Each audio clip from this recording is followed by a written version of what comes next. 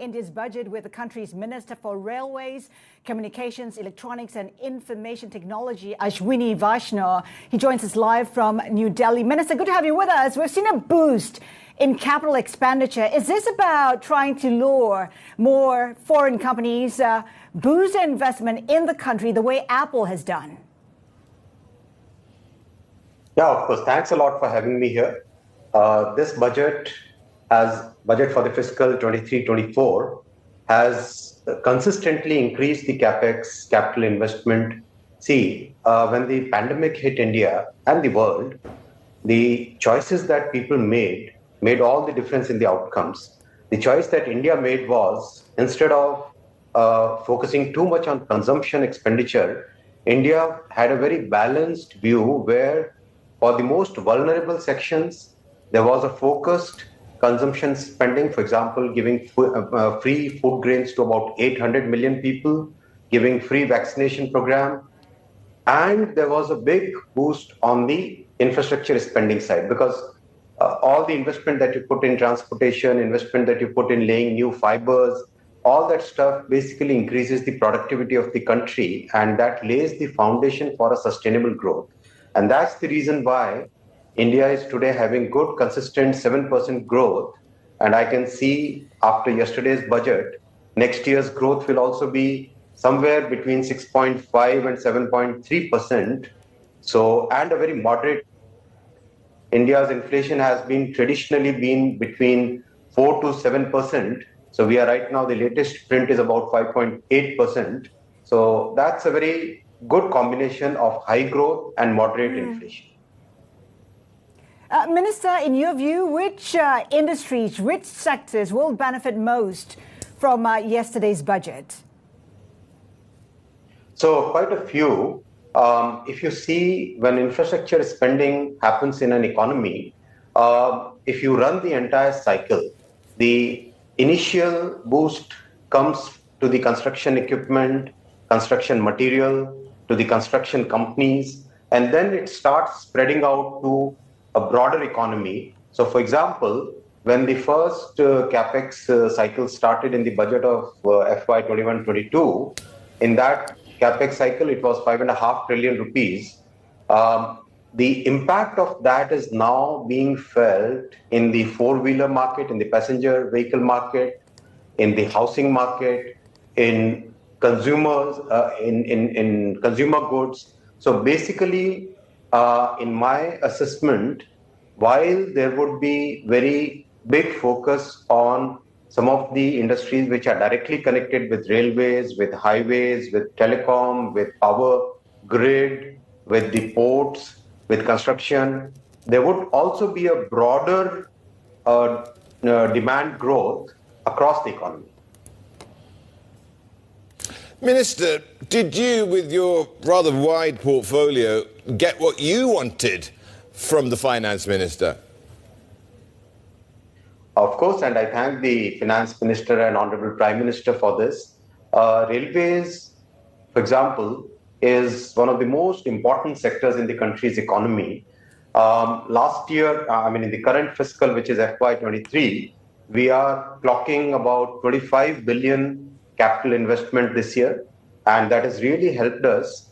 Just about 10 years back, Railways was laying just about 4 kilometers a day new railway lines.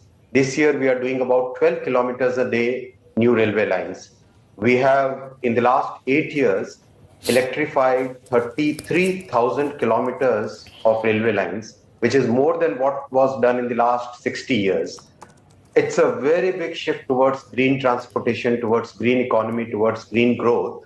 And this year, the capital investment is 30 billion, in this budget. So for the next fiscal, the capital investment is 30 billion. And we are on track to complete it in the, last year also, when the capital investment targets were put at a very good level, very high level, there was quite a lot of opposition, the political opposition, and many commentators thought that no, there will be a big execution risk.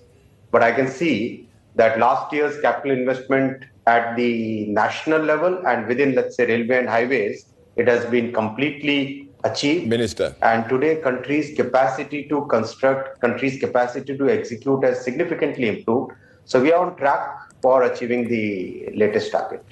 Minister, if you can have a degree of brevity, let me just ask you about this whole semiconductor thing going on, which would fall in one of your portfolios. And, Delhi and Washington issuing that joint statement on semiconductor collaboration. How close are you to actually getting a deal here? And do you actually have the resources to partake in this? Oh, absolutely. So if you look at the Indian market and you compare vis-a-vis what is required for a good semiconductor industry. First, very good talent pool. We have 52,000 semiconductor design engineers working in India. 52,000. That is about 23% of the global semiconductor workforce, right?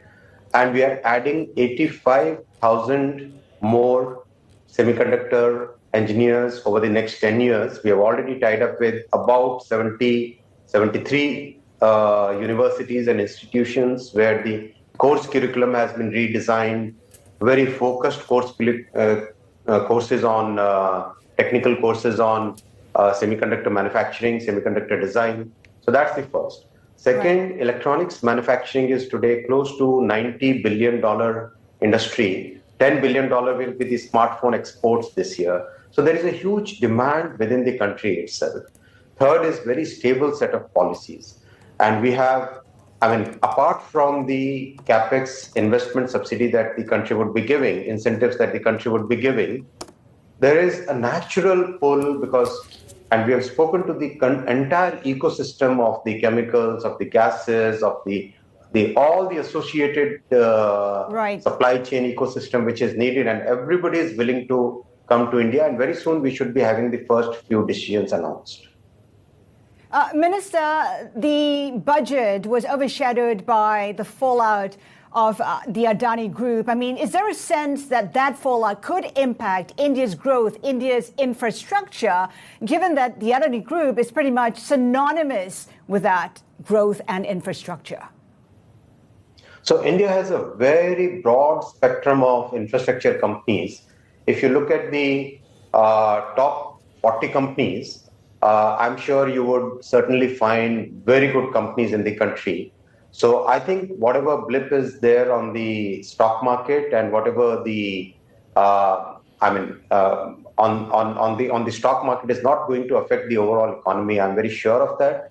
There is a very broad-based infrastructure set of group of companies which are good at construction, which are very good at execution, which are very good at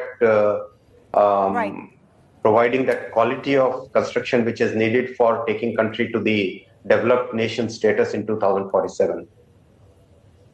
How is the government assessing the allegations made by the Hindenburg research? How are you assessing that?